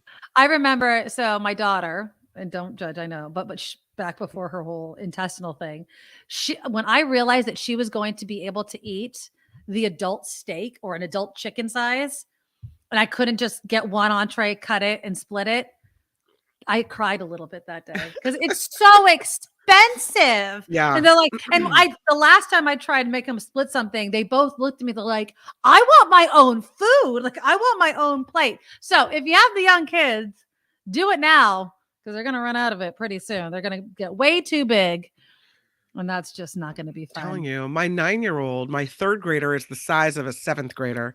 That kid can eat. Yeah. I mean, it stinks because it's so freaking expensive. You know how every family has, I call this person the family vacuum cleaner. Yes. Right. They'll just eat everything. Yeah. They'll eat anything. And leftovers from your plate, like, you know, I'm kind of like picky where I don't necessarily want other people's touched leftover food sometimes. Yeah. He doesn't care. He'll eat whatever. Oh, yeah. Whatever's left over, pass it over. He's got it. Yeah. My niece is like that. My son is like that with breakfast foods. My son can eat. Breakfast is a hands down his favorite meal. He will wake up early just to have breakfast and digest breakfast and then maybe have a snack. So he's a growing boy. My daughter is like I am. Like, I don't do breakfast. I don't eat anything until after this show. I have coffee, so I have a couple cups of coffee, but I don't like breakfast. It's not one of my favorite meals. I like lunch and dinner. Those are my favorite meals. But would your vacuum cleaner eat insects? So likely, yes. Really? Have they ever done it before? No, but they've seen the candy. We've been in those novelty shops where they have yeah. candies with that are like, there's an insect. You can see it's kind of clear candy and the insect is, you know, embedded in there. And there's always huge interest. Like, we should buy that. We should try that. Yeah. Well, they're saying there was an interview with, and this was in France. So there was an interview of French children between the ages of 8 and 13 with their thoughts on eating insects. In a first study, they were asked to describe a child who eats insects and then to express how they felt about pictures of whole insects, ketchup or chocolate flavored insects, shortbread cheese, and a chocolate cake containing powdered insects. And then in another study, they were separated into groups. They were showed real dried mealworms, a plain cake that contained powdered mealworms. And the children they found were curious. They did need to be a bit reassured that it was safe to eat type of thing. But they're saying that if we really want to move away from meat and yet still have some sort of like other alternative protein, getting kids on board is going to be vital. Because I will say that there are times where I'm like, you know what? I'm going to cut this out of our family's diet. And then you realize that's a major part of my child's diet because they're so freaking picky. If you have picky kids in your house, you know exactly what I'm talking about. So if you get your kids on board for the insects, Kim McAllister. I'm not doing it. Have you eaten it? Have you ever eaten insects? No. Chocolate covered or otherwise? Not on They're purpose. not bad. They're not bad. I've had chocolate covered grasshoppers. I think I've had things with mealworms in it. It's not bad. Now, would I make it part of my daily diet? That's a bit of a stretch. But I've tried it. It's not bad. It's not bad at all. So Jacob loves, it turns out, has just found out that he loves oysters and clams. Oh, well, that's great. I like barbecued oysters, clams only baked. Those are the only way I'll eat them. I think the kid has a very adventurous palate. And That's sometimes I think that it didn't come from me because I don't. I eat like a small child. That's me. My husband has the adventurous palate. But I think sometimes it doesn't matter whether you, I don't know, expose them to all this. They eventually come around to it and love it. Do they? I don't know. I mean, I guess maybe. I was not a vegetable eater, and now I love vegetables. My mom was the same way. When she was like, younger, teens, 20s, never really ate vegetables. Now she's pretty much a vegetarian. Like, she doesn't eat a lot of meat. So I guess, yeah, in a way, moving over to adventurous things, though, like insects or grasshoppers, I think you'd have to be exposed. There'd have to be a reason. Someone would have to introduce it to you. I don't think anybody's just like walking down the grocery aisle past all of their favorite foods. Let me try this. Yeah. Instead of having my favorite thing, I think I'm going to have some grasshoppers. I don't foresee that happening, but I'm just saying this article was highlighting this survey of kids, and they're saying if we really want to change, the eating habits to be more environmentally conscious, you got to get the kids on board. Because the kids I'll are do going to a lot of things, but encouraging my kids to eat bugs is just not at the top of my list. Just not on the top of it. All right. When we come back, we have time. We're going to get a bit into public transportation. So BART is increasing police patrols on trains. But is that the problem, or is that the only problem? Let me know in the comments during Kim's news. What would get you if you rode BART, or if you're thinking about riding BART? What would get you back on the trains? Is it the cleanliness? Is it the safety? Or is it something else? Because I'm kind of thinking they're going to need a lot more carrot to entice people back on public transportation. And how far is too far to commute? There's a great article in the Wall Street Journal looking at the math behind the new super commute. And we're not talking about, hour and a half long drives. We're talking about people that are literally considering flying to work instead of driving, because that actually makes more sense. Let me know how far and how extreme you would get with your commute right after Kim's news. Now, from around the world to up your street, the Nikki Medoro Show presents News Czar Kim McAllister. And this report sponsored by tax attorney Steve Moskowitz at 888 Tax Deal. Let's go back to him. Sorry to do this to you guys, but here he is again. Republicans in the House demanding now that the Manhattan District Attorney testify before Congress ahead of a possible indictment of former President Trump. This comes as Trump said over the weekend he expects to be arrested Tuesday as part of the probe into hush money paid to an adult film actress, Stormy Daniels. Meantime, barricades are now surrounding Trump Tower and I have a picture of it. Trump Tower, here they are putting out the barricades. And they also are surrounding the Manhattan Criminal Court in New York City in preparation for his potential arrest. There's expectation, because the former president called for protest, that there will be a lot of people on the streets. And Nikki, we were talking earlier about school shootings and such, and here we have another one. Oh. This is in Texas this time. A North Texas high school student who was shot on campus this morning is dead. Arlington police say the male student died at a hospital after the shooting in the parking lot of Lamar High School in Arlington. A female student was also hospitalized after shrapnel grazed her cheek. Authorities said a juvenile male suspect is in custody as he faces a capital murder charge. And I will say it again, this is not normal. No, it's not. China's president should speak directly with Ukrainian President Zelensky. That is what National Security Council spokesman John Kirby told reporters at the White House. Of course, today, a Chinese president meeting, Xi Jinping meeting with Vladimir Putin in Russia. Kirby said the U.S. is hoping Jinping will press Putin to stop the war in Ukraine and withdraw all of his troops as the leaders meet in Moscow. Xi Jinping has said that the goals of Russia and China are along the same lines, but others are hoping that maybe they can talk to Putin, that Xi Jinping can talk to Putin and possibly make headway in brokering some type of deal that would stop the war in Ukraine. It looks like the government of France will stay in place for now, at least. That is because it was survived a no confidence vote after a massive protest against a measure that would raise the nation's retirement age. President Emanuel Macron wanted to raise it to 64 from the current age of 62, as he said it is necessary to sustain things long into the future. And a man is facing charges after he allegedly assaulted an Ohio police officer with a giant bag of beer cans. Ouch. Saturday, Christopher Dashner was being questioned by Toledo police when he swung the bag of beer cans at the officers and then dug his fingers into the eye of one of the officers as well. I hate that. Now he's facing charges of felony assault. I don't often talk about followers and likes and all the trendy whatnot, but I will say that there is a story today. Okay. And this is an awful lot of followers. Selena Gomez is now the most followed woman on Instagram.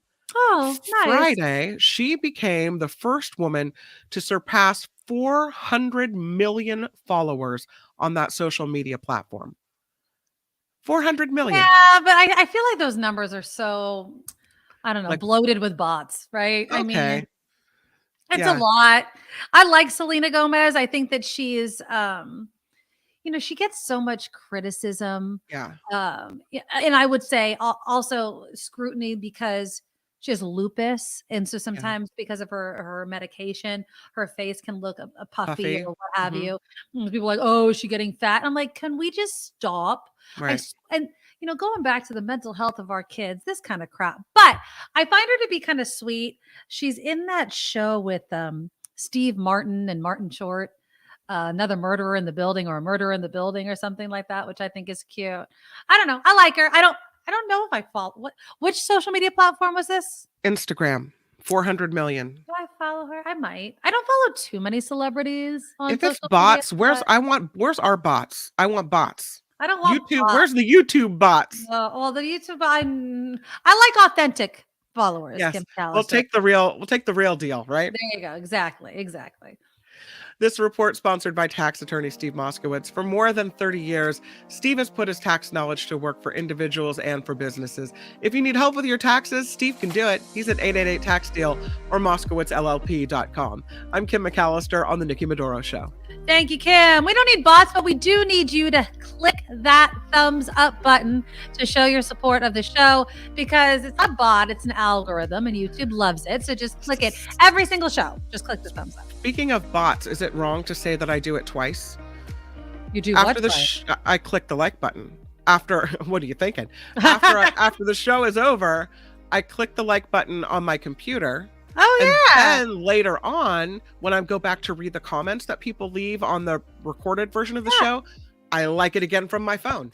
Oh, I think that's totally fair. Absolutely. Yeah. Everywhere that you can click the thumbs up button, please do. Click the thumbs up button. Please consider donating to our super chat, which is the $ underneath the little community that we created in the live chat window. Also, our Patreon. We would love to continue to grow it. This is going to be our sustainable source of income for the show. And if you want it to be a 5-day-a-week type of thing, sorry, we need money. And I hate to put it that way, but it is crowdfunded. It's because of you guys out there. Nikki's got a big ass PG&E bill to pay. I've got a $500 PG&E bill to pay, like all of you probably. So yes, please go to thenikkimedoroshow.com. Please consider being part of our Patreon. If you already are, if you could bump it up, that would be so appreciated. And it helps us continue doing the show. Also, our PayPal's up and running. thenikkimedoroshow@gmail.com. And of course, the merch behind me, the Nikki Medoro Shop. And I did pull some new segments from last Friday's show that are up and running. Steve Espanola, who played the ukulele, was really great. A lot of fun. So that's up there. Also, Anita Chabria with the LA Times, who was talking about the rehab reforms that Governor Newsom wants to do at San Quentin. That interview is up as well. So if you missed any of it, those are up, and I try to get them up as quickly as possible. But so those are definitely up, and we'd love for you guys to weigh in on them as well. Okay, let's talk about BART. How many times in your life, Kim McAllister, do you think you've ridden BART? Not that many, because I'm a North Bay resident. But I went once on a field trip as a kid and rode BART. I rode BART once in my life. I lived in the city for a few years. I rode it to work a little bit. So I would say maybe 10 or 20 times. Yeah, I've ridden it once, and it was for Station X KGO as a reporter. I was covering something. I think it had to do with BART, and so I had to ride it. It was okay. The whole BART to San Jose thing doesn't serve me. The service doesn't serve me in the way that it would for other commuters. I don't go that direction. I don't need that. Sure. And they've lost a lot of ridership, especially since the pandemic. And so today they were beefing up the number of BART police officers, more than doubling its police presence. And the goal, of course, is to bring people back. So they're adding anywhere between 8 and 18 more officers per patrol shift. Prior to this, they had 10. But my question to you guys in the comments is this. Do you think that safety is the number one thing on why people don't ride BART? And if it's not that, then what is it? Because for me, I personally think that, yes, it's safety. Nobody wants to get stabbed or shot or have an altercation, right? Although those things are happening even from car to car and those sorts of things. They do want them to be clean. But here's the thing. When people were going into work, oftentimes it was the only solution if you didn't want to be stuck in traffic. Right? Now there's traffic. Well, we're seeing more of them. We're seeing the toll roads. Is safety going to be the thing that entices all those people that haven't gone back to BART to ride it? Because for me, I think they need something else. And I don't want to be gimmicky, but I kind of want to be gimmicky. There needs to be something fun. There needs to be, we were talking with the two chefs, like some sort of new concept for public transportation. And what is it? Is it the stations that need to be better? Well, I'm going to go to the BART station because they have this sort of business or this coffee house or this restaurant. I don't know, because if we don't have BART, if it's not sustainable, and things do eventually start ramping up, let's say in places like San Francisco, a lot of commuters are going to be stuck on those roads, and those that can't be stuck that long are going to pay those high express lane toll prices. And we see it already if there's a situation that has BART closed down for a few hours during the commute time, all of a sudden traffic is awful, stacked up everywhere. It's horrible. And so a lot of people do rely on BART, I think. And it's interesting because there was a story recently about young girls and young women being assaulted on BART.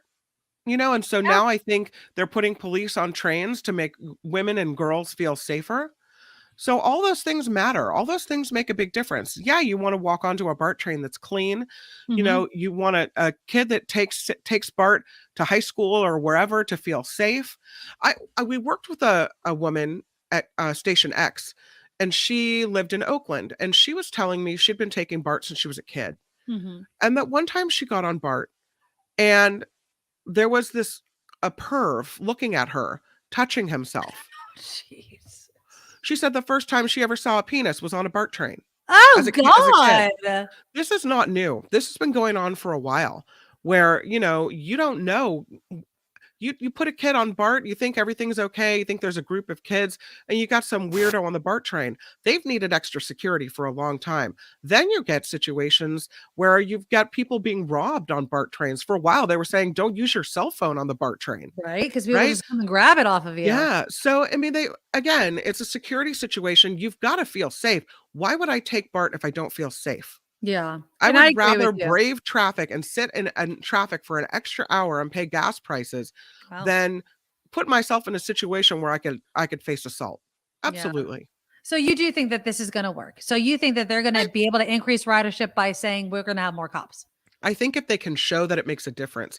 There's a lot of people that have a bad feeling about BART police officers as well. So will it make a difference? If they can put more officers on the trains and then show the crime numbers going down, sure, then maybe they'll attract more riders, but it's not going to be overnight. Yeah, I do think that the safety is important. I think when I say a concept, so if we have the safety, but the price of BART is not, obviously it's going to be cheaper than paying all the express lane tolls, especially at the top hour of peak hours. But why do you ride public transportation? I think there has to be something that entices people out of the freedom of their own car. And that's where we need to get to. And so I don't know what it's going to be, because obviously we need to make BART sustainable. We can't do it. We can't do it by raising fares. That's just going to decrease ridership at the same exact time, which is the opposite of what we want. And we have to make it more enticing than driving your own car, or now even flying a plane. Or flying in a plane. I guess if you had your own plane, that's the least of your worries. The Wall Street Journal looked at the math behind the new super commute, taking a look at people who don't live and work in the same place. And a lot of people are actually hopping a plane or a train. Now, train, I would still say, is public transportation, although I know somebody that left San Jose, moved to Sacramento, and still takes the train every morning into San Jose for work. Now, that's a long train ride. I think they get on the train at like 4:00 in the morning or something like that. I think it's like the Ace train or whatever that train is that goes from. We used to have a guy that lived in Manteca. And would commute into San Francisco, and he'd get on the Ace train, and then he'd get on BART train. He's like, train to bus to train to train. Yeah. I mean, and that obviously is more attractive than picking up and moving. So this one guy that's interviewed, Frank Crosdale, said he commutes to his physical therapy practice in Redondo Beach from his home in Austin, Texas. Wow. Okay, so what he does is, so he moved to Austin in 2021 from Southern California, but he didn't want to give up the practice. So he flies there 2 to 3 times a month. So it's not every day, to see his patients. It costs $400 to fly round trip. It's $1,500 a month to rent a studio apartment. But it still saves him $1,500 a month. He makes between $20,000 to $40,000 more than what he would earn as a physical therapist in Austin. So he makes more money because he goes into Southern California, but he decides to live in Austin, Texas. Is that a bit insane? When I had my baby, my second baby, I was at UCSF, and I was on bed rest for 2 weeks in the hospital because my water broke early. Okay. And so I had to lay there hoping that I wouldn't have my baby as soon as possible, as soon as whatever. 2 weeks, they wanted me to try to keep it together, lady. So I got a chance to talk to a lot of nurses, and it turns out, because you know me, I'm a chatter anyway. Chatty. I know you're laughing at me, but a lot of them were commuting from Atlanta all the way across the country, because nurses in San Francisco, they said, make significantly more. They said in Atlanta, it's, pretty much a minimum wage kind of situation. Here, nurses actually get paid. And so all of these ladies, most of them ladies, I would say, the ones I talked to anyway, rented an apartment in San Francisco. And so they had an alternate work schedule. So a couple of them would fly out here for a week or two, work, fly home, be with their children and their family, while the other two were staying in the apartment working. And so they were flying all the way from the East Coast. Amazing. But speaking of commuting on planes, I thought you were going to talk about having your own plane. I know somebody that used to do that. Yeah. My husband used to work with this woman at Google who decided to buy a property that had an airstrip and a hangar, and she was a pilot. It was really attractive to her. So she bought it somewhere like in the Sierra, like in the foothills, far away from Mountain View. And she would fly in every day. There we go. And park it at Moffett. They had a special deal for some people. You could park your plane out at Moffett and then go across the highway. There wasn't very far to Google. I mean, if you think about it as just another form of transportation, I guess. I think it's just leaving the ground to get to work seems a bit insane. I used to work with Tom Sullivan. He's on Fox Business, used to be at least. He has a longtime radio show. Amazing guy, really nice guy. He was a pilot, and he would not fly into work every day, but if he had to make some sort of quick treks and things like that, hopping in the airplane, and that would do it. Karen writes in, my husband was seeing a doctor here in Hawaii who would commute to the Bay Area part of the week. Yeah. John says I used to drive from Lafayette to Pacifica as a teacher. Wow. Oh, that sucks.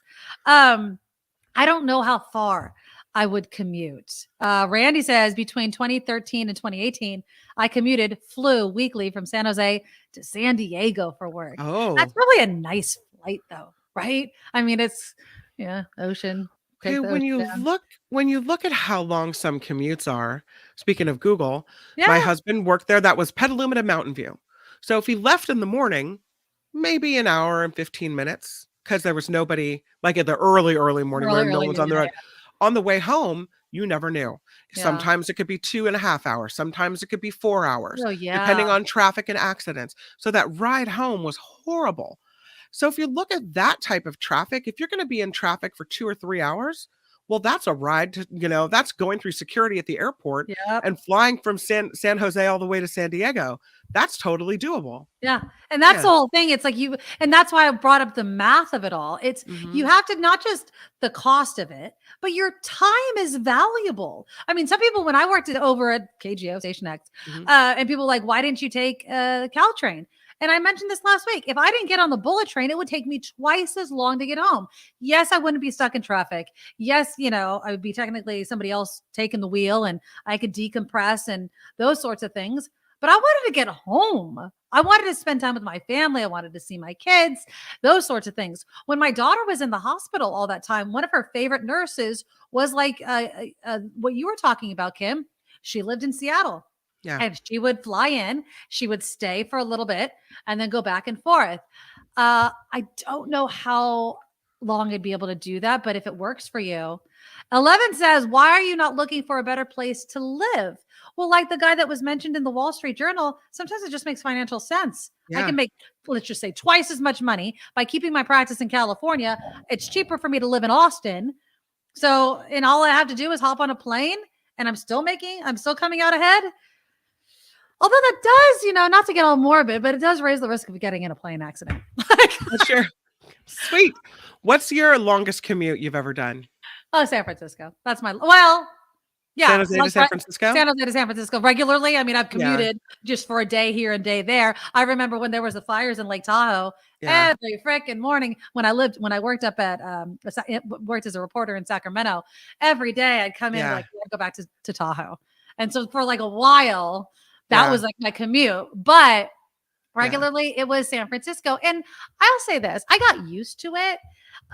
When I did the morning show, when I had the morning show, it was harder, but I didn't have traffic either way, really, which was really, really nice. When I worked in the afternoons, it wasn't too bad coming in because it was the middle of the day before the commute hour started.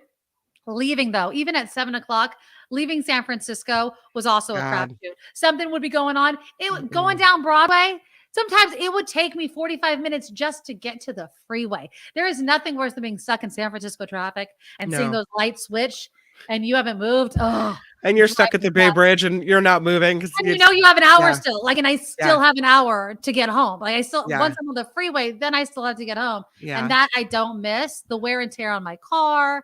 I still have it was funny because I got in that accident like a month ago.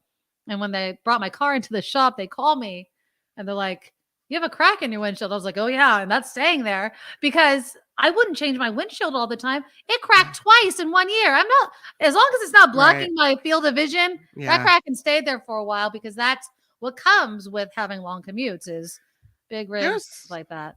There was a time when I first started at Station X and I commuted from Sacramento to San Francisco.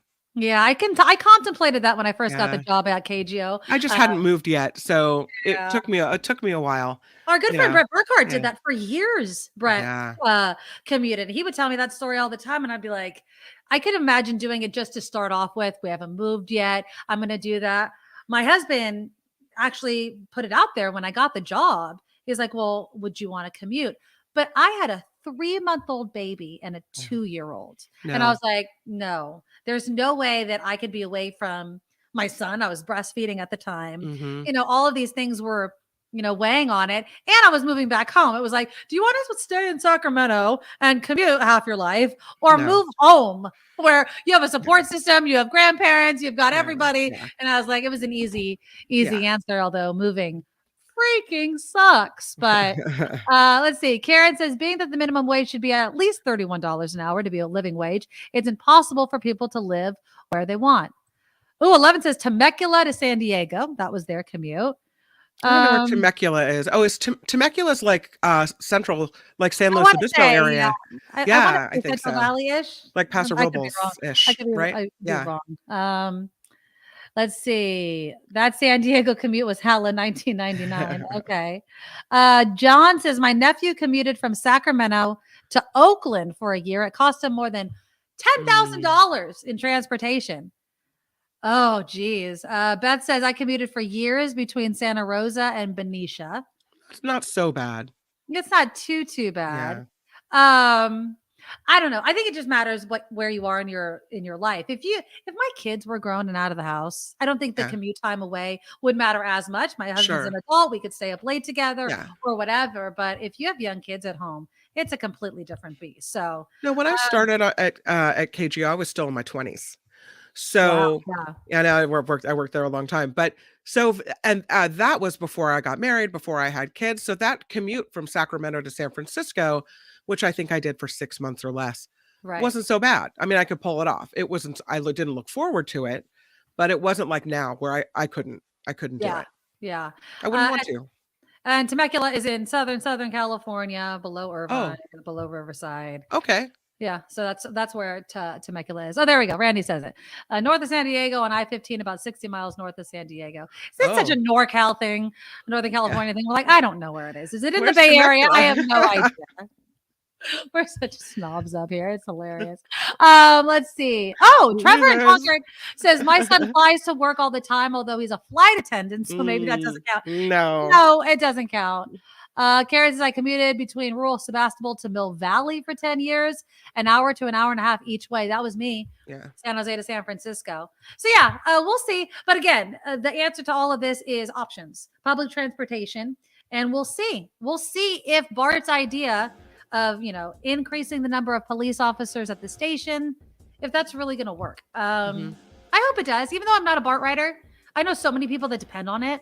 Yeah. And we do need to have different public transportation options, because if we don't, God, all these people are going to be in front of us and they're just going to make every single road a toll road. That's what they want to do. Remember that interview I did at Station X? I was like, why? And I was flabbergasted by the whole damn thing. I'm jealous, Jammer DC. Heck, I don't like to commute across San Jose. I'm fortunate that I've been able to do my job remotely for well over 12 years. That's right. It's like you're my mother. My mother, I laugh at her all the time. The distance that she thinks is far is like 3 miles. She's like, that is all the way down Winchester. I'm like, yeah, like 3 miles. What do you? No, too far. And then there's me who drives like 70 miles a day each way, right? When I was in San Francisco. So, it's what you're used to that matters. Okay, we didn't get to a ton of stuff today. Tomorrow, we'll see if former President Trump's actually arrested, indicted, fingerprinted, mugshotted. I feel like he's just stirring up the old base and it's just ridiculous, but we'll cover it, but I'm not going to go too hard on it. I want to see what actually comes of it. And since the former president is kind of leading the way on the outrage, I'll see if it actually happens. But if it does, it'll be historic. I also didn't get to this Florida bill. I did want to touch on it today, but we'll get to it tomorrow. There's a Florida bill that doesn't want to talk about menstrual cycles before the grade 6. Well, you want to know what happens before grade 6 for some girls? They get their periods. But teachers aren't allowed to talk to them about it. So, gigantic, huge things happening to kids' bodies. Let's not talk about that. God forbid that we shouldn't be aware of what happens. Exactly. God, stick your head in the sand, people. Why don't you just dig a deeper hole? I do have a story about Mean Girls. Now, I don't know if you announced it, but your daughter's doing Heathers. Was she in Mean Girls? I don't know. Not yet. Okay, but Mean Girls, the movie Mean Girls, Tina Fey was in it. Well, the woman that wrote the script is calling out Tina Fey for the success of Mean Girls. Yeah. And we'll get into this of how far do you lift up, support people, let's just say women supporting women. How far down the road does that go? And is Tina Fey in the wrong there? I want to get into the ethics surrounding the Last of Us finale if we have time tomorrow. It's a little bit of fun. I'm on board. I've watched it. See, now there's going to be some spoiler alerts. So I'm just letting you guys know, if you haven't watched the Last of Us finale, watch it tonight, because there's this huge debate going on whether or not how it ended was the quote unquote morally correct thing to do. I want to hear what you would do, what Kim, what you would do. Please click that thumbs up button. A big show tomorrow. We have so much stuff. I couldn't even get to everything today, but I appreciate you all again. TheNikkiMedoroShow.com. Consider joining our Patreon. TheNikkiMedoroShow@gmail.com is how you can reach us if you want sponsorship opportunities. We would love that. And we'll talk tomorrow. Bye, guys. Nikki, you're all so awesome. You're proud, like a beautiful blossom. You're also the best. I really can't rest. You're all so awesome. Wow. Okay.